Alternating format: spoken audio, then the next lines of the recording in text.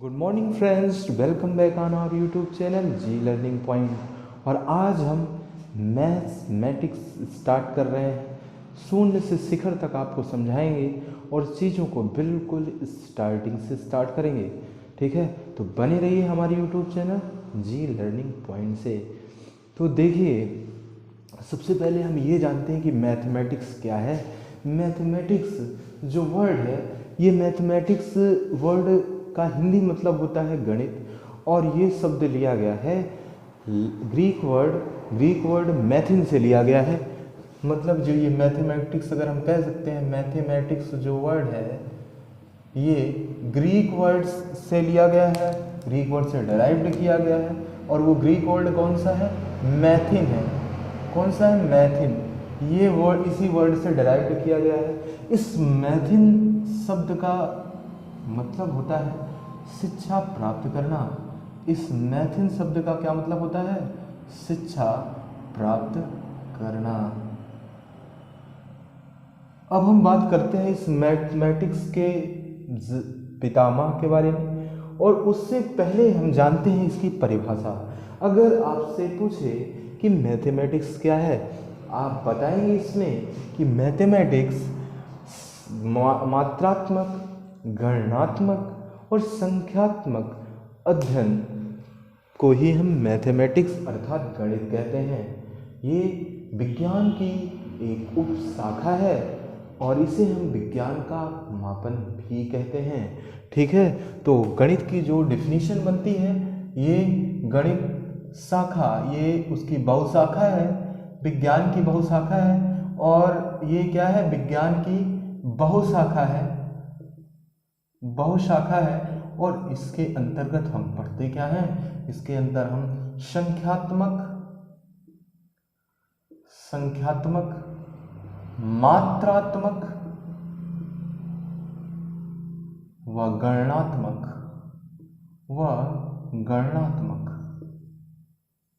अध्ययन करते हैं। हम इसके द्वारा विज्ञान की विभिन्न परिकल्पनाओं को सिद्ध करते हैं। और गणित जो है हमारी एक निगमनात्मक अध्ययन प्रणाली है। इसके अंतर्गत हम निगमन करते हैं संख्यात्मक, मात्रात्मक और गणनात्मक तथ्यों द्वारा हम किसी भी गणित की इकाई या किसी भी चीज़ का हम अध्ययन कर सकते हैं। इसके द्वारा अंतरिक्ष जैसे विषयों का भी तार्किक अध्ययन हम गणित, जो कि विज्ञान की बहुशाखा है, इसके अंतर्गत ही करते हैं। अब बात करते हैं ये गणित जो विषय है, इसके पितामह कौन है? कौन सबसे पहले इस सारी चीज़ों के बारे में अध्ययन किया और किन्होंने इनकी शुरुआत की? तो उसके बारे में सबसे पहले हम बता दे रहे हैं। जो पार्टिकुलर गणित का इतिहास है, उसमें सबसे पहले बात आती है आर्किमिडीज की। आर्किमिडीज थे कौन? आर्किमिडीज को माना जाता है, आर्किमिडीज एक खगोलविद भी थे और उसके साथ साथ ये गणितज्ञ भी थे। इन्होंने सबसे पहले कुछ आविष्कार, पेंच वगैरह आर्किमिडीज के बारे में तो ऐसे सभी जानते हैं। इनके बारे में गणित में इन्होंने अपना एक अलग सिद्धांत तो महत्वपूर्ण दिया ही है। उसके साथ इन्होंने ये बताया था, पेंच वगैरह बनाया था, और क्षेत्रफल और आयतन से संबंधित इन्होंने जो महत्वपूर्ण सूत्र दिए, क्षेत्रफल व आयतन से संबंधित सूत्र दिए। और इन्हें हम आर्किमिडीज को ही मैथमेटिक्स का जनक कहा जाता है, कहते हैं। अर्थात आर्किमिडीज कौन थे? ये हमारे मैथमेटिक्स के जनक थे। अब गणित की ही बहुत सारी शाखाएं हैं, जिसमें गणित के जनक हैं ये क्या कौन है? गणित के जनक हैं। उसके बाद गणित की एक शाखा आती है बीज गणित। कोई अगर आपसे पूछे, बताइए बीज गणित के जनक कौन है? तो बीज गणित के जनक means father of algebra. Father of algebra के जो जनक हैं उनका नाम है इब्न अल ख्वारिज़मी।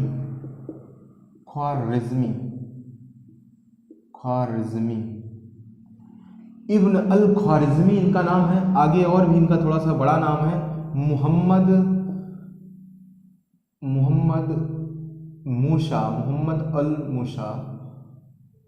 मूसा इब्न अल ख्वारिज़मी इनका पूरा नाम है। बीजगणित के जनक यही हैं। कौन? मोहम्मद मूसा इब्न अल ख्वारिज़मी। और गणित के जनक कौन हैं? आर्किमिडीज हैं। इन्होंने क्षेत्रफल से संबंधित अपना क्षेत्रफल और आयतन से संबंधित सूत्रों का प्रतिपादन किया था। उसके बारे में उसके बाद हम आगे बात करते हैं त्रिकोणमिति के जनक के बारे में। तो त्रिकोणमिति के जनक कौन है? इनके बारे में बात करेंगे तो इनके जनक का नाम है हिप्पोकस। किसके जनक हैं ये? त्रिकोणमिति के जनक हैं। बीजगणित के जनक कौन है? मूसा इब्न अल ख्वारिज़मी है। ख्वारिज़मी याद रखिएगा तो सारी चीज़ें ये अपने आप लिख लेंगे। जहाँ भी आपको ऑप्शन मिलेगा तो वहाँ पे आप ख्वारिज़मी वाला लगा देंगे। गणित के जनक कौन है? आर्किमिडीज हैं, जो कि किससे संबंधित सूत्र दिए हैं? ये क्षेत्रफल और आयतन से संबंधित इन्होंने फार्मूला दिया है। इसके अलावा अब भारत में अगर हम गणित के इतिहास के बारे में बात करें तो भारत में गणित के इतिहास में सबसे ज़्यादा महत्वपूर्ण योगदान दिया है आर्यभट्ट ने, जिन्होंने पूरे विश्व को शून्य और पाई जैसी खोज दी। उन्होंने 0 से लेकर 9 तक के जो अंक होते हैं हमारे उनसे संबंधित ज्ञान पूरे विश्व को उससे परिचय कराया। अगर शायद ये 0 और पाई ना होता तो बहुत सारे सवाल जो सुलझे हैं वो अभी भी अनसुलझे होते। ठीक है, तो हमारे हमारे भारतीय गणित के जो जादूगर हैं उन्हें हम आर्यभट्ट के नाम से जानते हैं। इसके अलावा इसके अतिरिक्त श्रीनिवास रामानुजन साहब, वो भी अपने आप में एक बहुत ही महत्वपूर्ण योगदान दिया है उन्होंने हमारे गणितीय क्षेत्र में। उसके बाद शकुंतला देवी आती हैं, जिन्हें मानव कंप्यूटर की उपाधि दिया जाता है। उन्होंने 201 नंबर है उसका जो 23वां मूल है मात्र 20 से 25 सेकंड में उन्होंने इसकी गणना करके एक वर्ल्ड रिकॉर्ड कायम किया था। और ये अपने आप में एक बहुत ही महत्वपूर्ण योगदान था और इसके अतिरिक्त हमारे राष्ट्र के लिए गर्व करने का विषय भी था।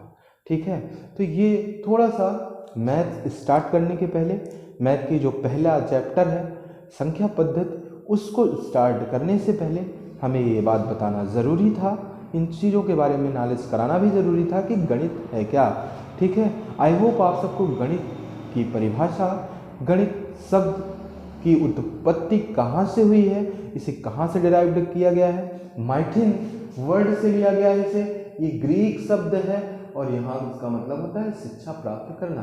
गणित क्या है? एक विज्ञान की बहुशाखा है। ठीक है, एक ब्रांच है साइंस की, जहाँ पे हम संख्यात्मक, मात्रात्मक और गणनात्मक अध्ययन करते हैं।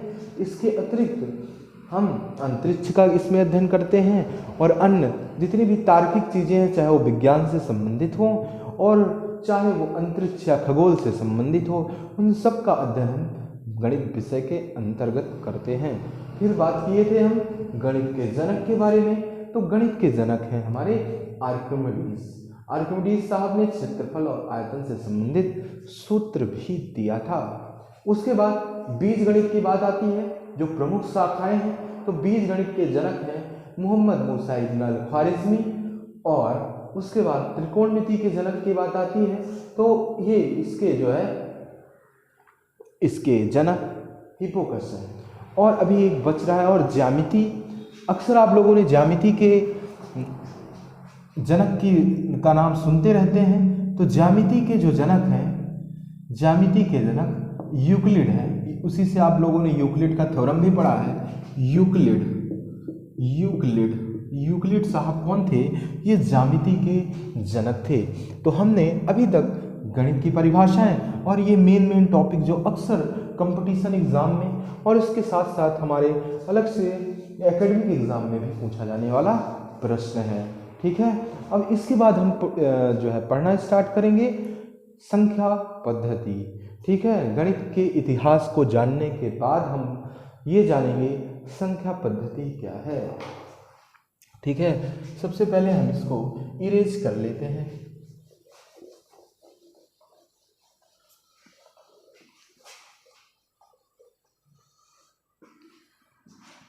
और अब हम जानते हैं कि संख्या पद्धति में कि जो सबसे छोटी इकाई होती है उसे, ये है हमारी संख्या पद्धति जो हमारा पहला चैप्टर है। ये हम कंपटीशन और एकेडमिक दोनों दृष्टिकोण, दोनों ही चीज़ों को अपने ध्यान में रखते हुए बना रहे हैं ये वीडियो। तो आप लोग को अगर ये अच्छा लगे तो आप लाइक सब्सक्राइब करना ना भूलें, ठीक है। तो देखिए, जो सबसे छोटी इकाई होती है हमारी गणित की, उसे हम क्या कहते हैं? अंक कहते हैं। अंक मीन्स डिजिट। इंग्लिश मीडियम वालों के लिए भी जानना ज़रूरी है कि अंक को ही हम डिजिट कहते हैं। बहुत बेहतर और बहुत बेसिक क्लास है। मुझे पता है अधिकतर लोगों को इसके बारे में जानकारी होगी, लेकिन फिर भी आपको रिवाइज कराने के दृष्टिकोण से और जिनको नहीं जानकारी है उनको ये जानकारी देने के उद्देश्य से वीडियो बना रहे हैं। तो आप लोग हमारे साथ बने रहिए। अंक क्या है? अंक 0 से 9 तक ये गणितीय संकेत है। गणितीय संकेत 0 से 9 तक ही होते हैं और इसे हम संख्यांक या अंक कहते हैं। इसी अंक को ही हम क्या कहते हैं? इसी को हम संख्यांक कहते हैं। मतलब कि संख्या का अंक टोटल इन्हीं 9 अंकों से मिलकर के इन्हीं 9 संकेत, टोटल 10 संकेत हुए। अगर 0 से 9 तक के बारे में बात किए करें तो टोटल 10 संकेत हुए। 0 से 9 तक अंक 1 2 3 4 5 6 7 8 9, ये टोटल 10 संकेत हैं। 1 से 9 तक 9 और 0 मिला दिए तो 10 संकेत। इन्हीं 10 संकेतों को ही हम अंक कहते हैं और इन्हीं 10 संकेतों से मिल करके हमारी संख्या का निर्माण होता है, ठीक है। तो अंक क्या है? आप कहेंगे अंक वे गणितीय संकेत हैं। अंक क्या है? गणितीय संकेत हैं जो कि 0 से लेकर 9 तक होते हैं। और कुल कितने होते हैं? अगर आपसे कुल की बात करी जाए तो आप बता दीजिएगा। ये कुल होते हैं 10। कहाँ से कहाँ तक? 0 से 9 तक। अंकों से क्या बनती हैं? अंकों से मिलकर बनती हैं संख्याएं। अंकों से क्या मिलकर बनती हैं? संख्याएं। संख्या को हम कहते हैं सम्मिश्र संख्या। दरअसल जितनी भी संख्याएं हैं, चाहे अगर आप जितनी भी संख्याएं हम कोई भी अभी बता रहे हैं, वो उन सब का जो स्वरूप होता है उसमें वास्तविक और काल्पनिक संख्याओं का जो समूह होता है उसे ही तो हम संख्या या सम्मिश्र संख्या कहते हैं। वास्तविक और काल्पनिक संख्याओं के समूह को ही सम्मिश्र संख्या कहते हैं। अब आप कह सकते हैं कि सर 5 15 लिखे हैं, ये तो संख्या है। तो आप कहेंगे 15 हमने लिखा है तो इसमें एक किस अगर कोई पूछे कौन कौन से अंक से बनी है ये संख्या, तो अंक ये 5 और 1 अंक से मिलकर बनी है संख्या ये 15। कोई ये पूछे कि ये बताइए ये अगर सम्मिश्र संख्या है तो इसमें आई क्यों नहीं लिखा है? सम्मिश्र संख्या तो आपने कहा कि ये जो है a + ib के फॉर्म में होता है, जहाँ पे a और b क्या होता है? a और b हमारी वास्तविक संख्या होती है, वास्तविक संख्या होती है, और जो i होती है ये काल्पनिक संख्या होती है। तो अगर आपने 15 लिखा तो 15 में i कहाँ गया? बिल्कुल i इसी में है। इसको हम लिखते हैं 15 + 0 × i, 15 + 0 × i, और 0 का i में मल्टीप्लाई करा देते हैं तो 0 ही हो जाता है, इसलिए बचता है 15 ही, ठीक है। तो जो 15 है ये एक सम्मिश्र संख्या है, ठीक है। तो सम्मिश्र संख्याओं की अगर परिभाषा के बारे में बात करें तो सभी वास्तविक संख्याओं और काल्पनिक संख्याओं के सामूहिक रूप को हम कहते हैं संख्या या सम्मिश्र संख्या कहते हैं, ठीक है, जिसे हम a + ib के फॉर्म में लिखते हैं। और यहाँ पे a और b हमारी वास्तविक संख्या है और i हमारी काल्पनिक संख्या है, ठीक है। अब आप पूछ सकते हैं कि सर आपने कहा वास्तविक संख्या और काल्पनिक संख्या, लेकिन आप पहले ये तो बताइए कि वास्तविक संख्या कौन कौन सी होती है और काल्पनिक संख्या कौन कौन सी होती है, ठीक। सॉरी। तो वास्तविक संख्या जो होती है वो परिमेय संख्या और अपरिमेय संख्याओं के समूह को वास्तविक संख्या कहते हैं, ठीक है। अभी हम बात करते हैं परिमेय और अपरिमेय के बारे में, लेकिन वहाँ तक पहुँचने से पहले हम आपको बता दें काल्पनिक संख्या क्या होती है। तो आप अगर ऋणात्मक संख्या जैसे -15 है, -17 है, इन सब का अगर आप वर्गमूल निकालते हैं तो ये कौन सी संख्या बनती है? काल्पनिक संख्या में बनती है। तो काल्पनिक संख्या क्या होती है? ऋणात्मक संख्याओं का जो वर्गमूल होता है उसे हम कहते हैं ये हमारी काल्पनिक संख्या होती है। जैसे -5, -5, -7 और -2, ठीक है। इसमें बेसिकली जो इसको अगर कहीं संख्या 5i दिख जाए या 6i दिख जाए तो ये संख्याएं भी कैसी होंगी? काल्पनिक संख्याएं होंगी। i² होता है -1, ये आप लोग वैल्यू याद रखिएगा। i² की वैल्यू हमेशा -1 होती है। तो किसी भी संख्या के साथ अगर i लगा है तो आप ये कहेंगे कि ये हमारी काल्पनिक संख्या है। और कोई भी अंडर रूट के अंदर अगर नंबर लिखा है और उसके साथ माइनस लगा है, मतलब कि किसी भी ऋणात्मक संख्याओं के वर्गमूल को भी हम क्या कहते हैं? काल्पनिक संख्या कहते हैं। अब बात करते हैं वास्तविक संख्या के बारे में, मतलब हमारे रियल नंबर, वास्तविक संख्या के बारे में बात करते हैं। काल्पनिक संख्या बेसिकली हम 12th में पढ़ते हैं। समिश्र संख्या का पूरा ट्रिग्नोमेट्री से रिलेटेड एक चैप्टर ही होता है। तो काल्पनिक संख्याओं का अध्ययन बाद में हम करेंगे। बस अभी आप इतना जानते रहें कि ऋणात्मक संख्याओं का जो वर्गमूल होता है उसे हम काल्पनिक संख्या कहते हैं। और जिसके साथ भी i लगा होगा, i² की वैल्यू होती है -1, और जिन भी संख्याओं के साथ i लगा होगा उसे हम कहेंगे कि हमारी संख्याएं काल्पनिक संख्या है। ठीक, अब आगे बात करते हैं परिमेय संख्याओं के बारे में। परिमेय संख्या का आप लोगों ने जो डिफिनीशन पढ़ा है वो ये पढ़ा है कि जिन संख्याओं को हम अंश और हर के रूप में अर्थात a/b के रूप में लिख सकते हैं और b वहाँ पे अर्थात हर वहाँ पे 0 नहीं होता है। मतलब जिन संख्याओं को हम अंश और हर के रूप में लिख सकते हैं, जैसे 5 हो गया 5/1, 1/2, 3/6, ये सारे नंबर कैसे हैं? सभी परिमेय संख्याएं हैं। तो जिन संख्याओं को हम किस में लिख सकते हैं? जिन संख्याओं को हम a/b के फॉर्म में लिख सकते हैं उन्हें हम परिमेय संख्या कहते हैं। इंग्लिश में इसे हम रेशनल नंबर कहते हैं। ठीक है, और यहाँ पे जो हर होता है वो कभी भी 0 नहीं होता है। फिर आगे बात करते हैं अपरिमेय संख्या के बारे में। थोड़ा सा और जान लेते हैं परिमेय संख्या के बारे में। परिमेय संख्या में क्या होता है? परिमेय संख्या उसमें उस संख्या को भी कहते हैं जो पूर्ण वर्ग संख्याएं होती हैं।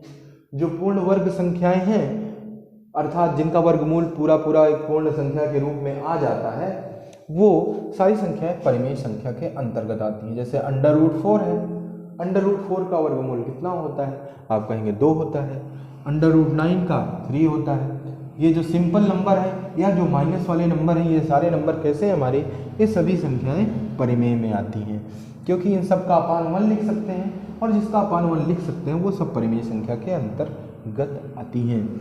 3/5 देखिए, ये भी एक भिन्नात्मक संख्या है और जो भिन्नात्मक संख्याएं वो सभी परिमेय संख्या के अंतर्गत आएंगी।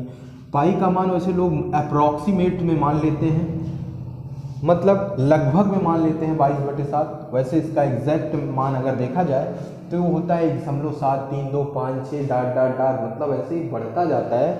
इसका ये जो है डिफिनिट वैल्यू नहीं है, एग्जैक्ट वैल्यू नहीं है। ठीक, 0.7।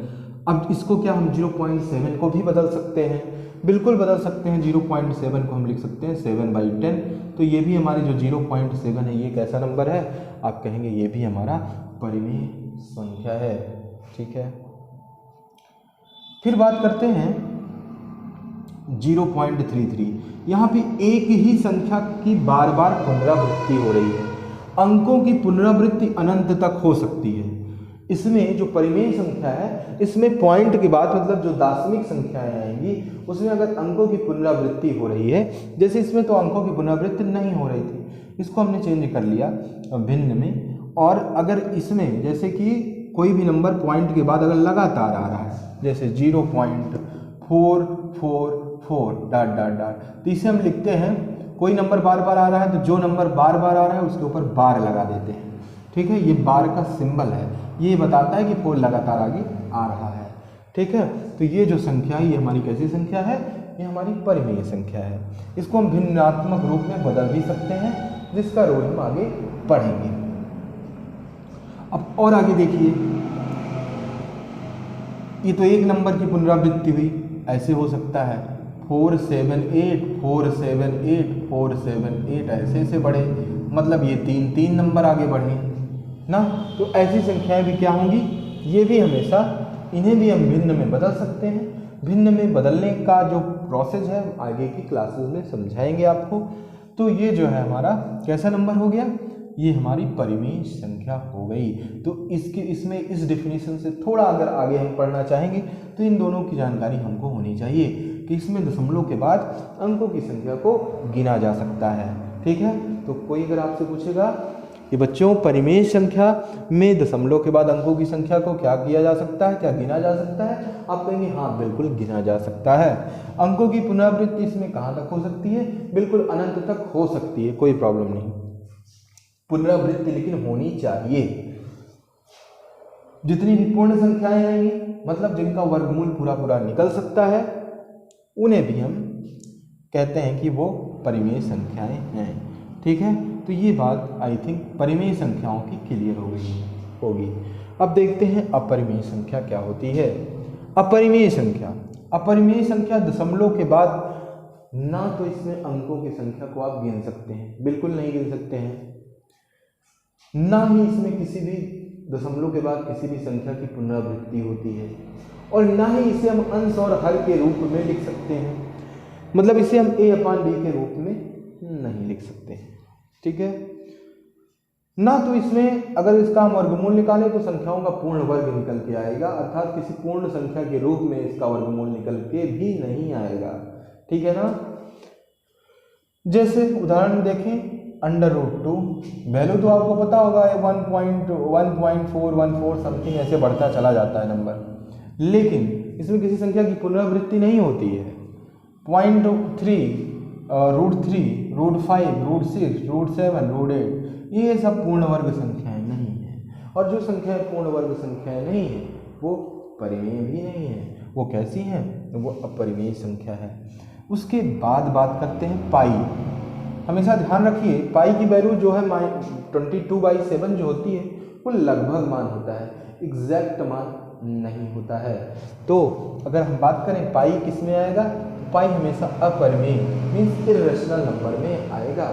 ठीक है, जिसकी वैल्यू आती है 1.73256। ये भी, इसके बाद भी क्या आप किसी नंबर को की पुनरावृत्ति हो रही है क्या, 73256 कोई नंबर पुनरावृत्ति बढ़ता चला जा रहा है, काउंट ही नहीं कर सकते कहाँ तक जाएगा, तो ये भी कैसी संख्या है, परिमेय संख्या है। लेकिन इसकी 22/7 जो अप्रॉक्सीमेट वैल्यू है, जो लगभग मान है, वो हमारा परिमेय संख्या है। ठीक है, आगे और बात करते हैं। 13.1876 ये भी एक एग्जाम्पल बहुत ले सकते हैं ऐसे। 12.1234789 क्या किसी नंबर की इसमें पुनरावृत्ति हो रही है क्या, किसी नंबर की पुनरावृत्ति नहीं हो रही है, ना ही इसमें ऐसे डाट करके आगे चला जाएगा, मतलब इसमें अंकों की संख्या को हम गिन भी नहीं सकते हैं, दशमलव के बाद की संख्या को हम गिन नहीं सकते हैं। ठीक है, तो ये बात हो गई हमारी, ये हो गया हमारा अपरिमेय संख्या। तो ये रहा परिमेय संख्या और अपरिमेय संख्या। अब जितनी भी परिमेय संख्या होती है ये दो तरीके की होती है, ये पूर्ण संख्या और भिन्न संख्या से मिलकर बनी होती है। ठीक है, परिमेय संख्या किससे मिलकर बनी होती है, पूर्ण संख्या और भिन्न संख्या। कह सकते हैं कि पूर्ण संख्या और भिन्नात्मक संख्याओं के समूह को हम परिमेय संख्या कहते हैं। ठीक है, तो अब सबसे पहले पूर्णांक की बात करते हैं। पूर्णांक जितनी भी धनात्मक संख्याएं हैं, या आप कह सकते हैं जितनी भी पूर्ण संख्याएं हैं, और ऋणात्मक संख्या, इन दोनों के समूह को हम पूर्णांक कहते हैं। इन दोनों के ही समूह को हम क्या कहते हैं, इन दोनों के समूह को हम पूर्णांक कहते हैं। ठीक है, अगर हम इसको नंबर लाइन में समझाएं तो बहुत ईजीस्ट और बहुत आसानी से समझ में चीज़ें आ जाएंगी। तो आप देखेंगे नंबर लाइन में, नंबर लाइन बना के हम समझा देते हैं। ये हमारी संख्या रेखा है, बीच में हमारा क्या होता है, 0 होता है।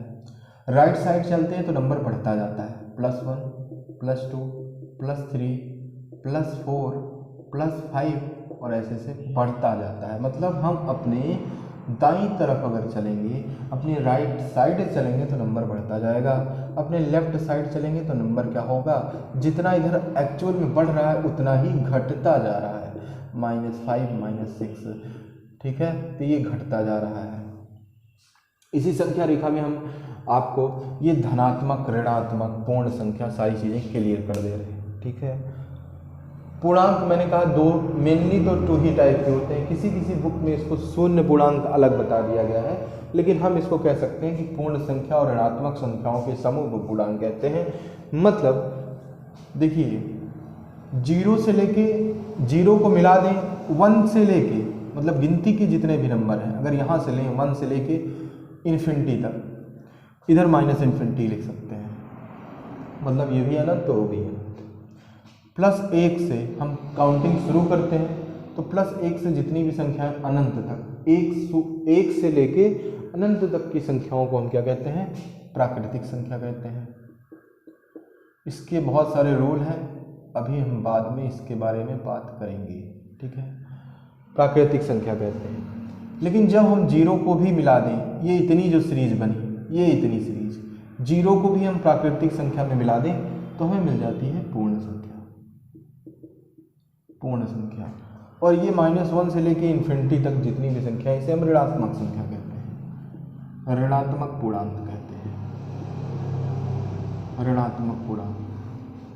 और इसे हम धनात्मक पूर्णांक या पूर्ण संख्या कहते हैं, धनात्मक पूर्णांक या पूर्ण संख्या कहते हैं।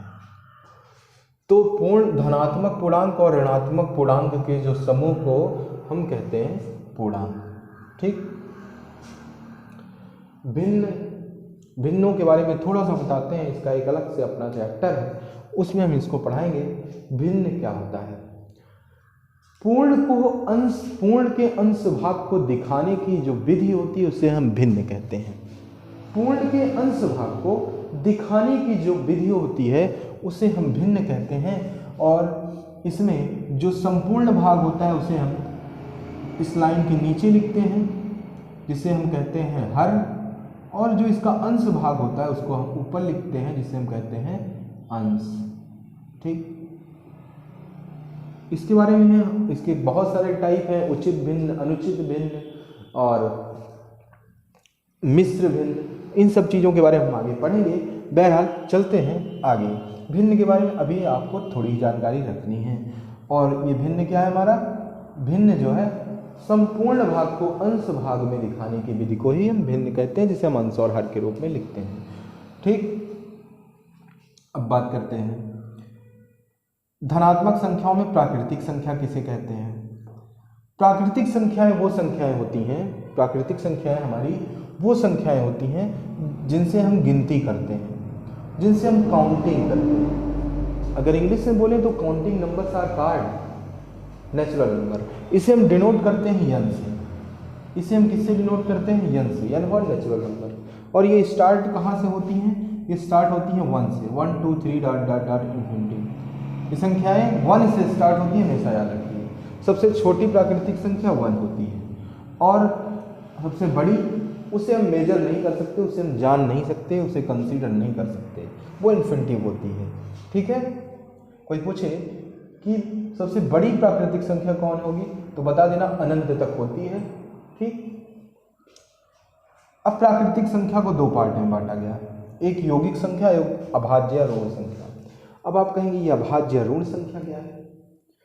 अभाज्य और ऋण संख्याएं वही संख्याएं हैं। अभाज्य संख्याएं वही संख्याएं जो 1 से बड़ी होती हैं। 1 से बड़ी हमेशा याद रखिए, 1 से बड़ी वे संख्याएं जो या तो स्वयं से कटें और या तो 1 से कटें, अर्थात या तो स्वयं से विभाजित हों और या तो 1 से विभाजित हों।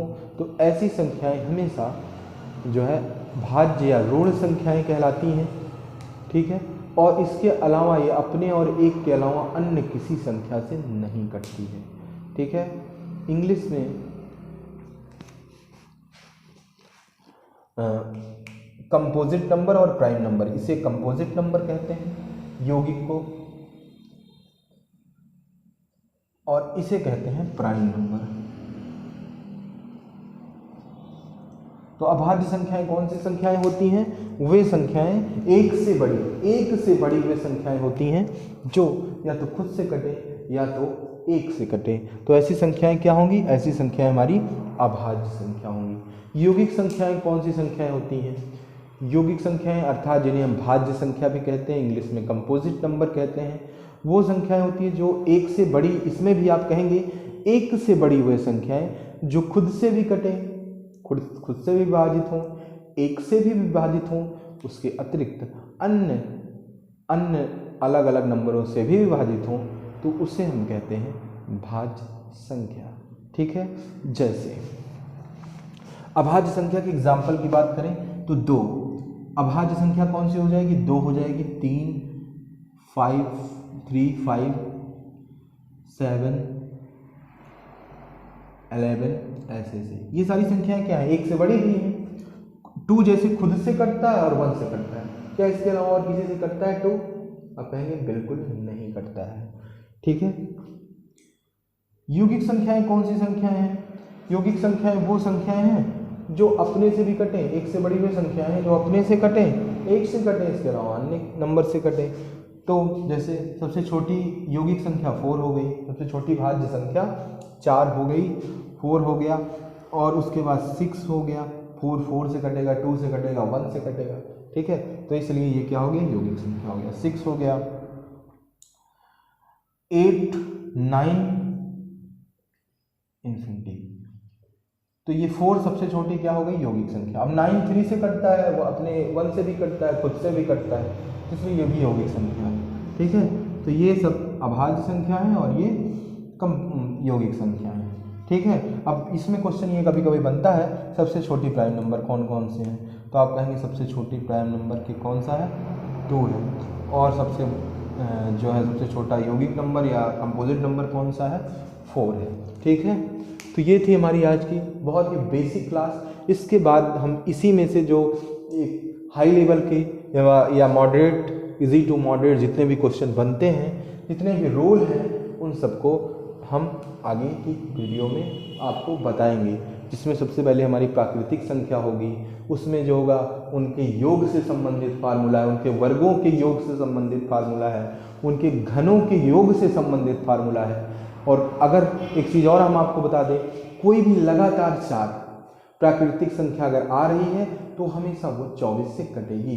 ठीक है, कोई अगर कह दे बताइए 101, 102, 103 और 104, ऐसे लिख दे बीच में मल्टीप्लाई लगा के, कह दे बताओ ये किससे कटेगा? तो सबसे पहले इसमें मल्टीप्लाई वगैरह कुछ भी कराने की ज़रूरत नहीं है, ये हमेशा 24 से कटेगा, ये जान लीजिए। ये हमेशा किससे विभाजित होगी? 24 से। ठीक है, इस तरीके की इसमें बहुत सारे रूल हैं जिन्हें हम अपने आगे आने वाले अगले वीडियो में आपको समझाएंगे। आशा करते हैं आपको हमारा आज का वीडियो पसंद आया होगा। अगर आपको अच्छा लगा तो आप इसे लाइक करिए, हमारे चैनल को सब्सक्राइब करिए और प्रेस बेल आइकन करना ना भूलें। ठीक है, तब तक के लिए bye bye, thank you, best of luck.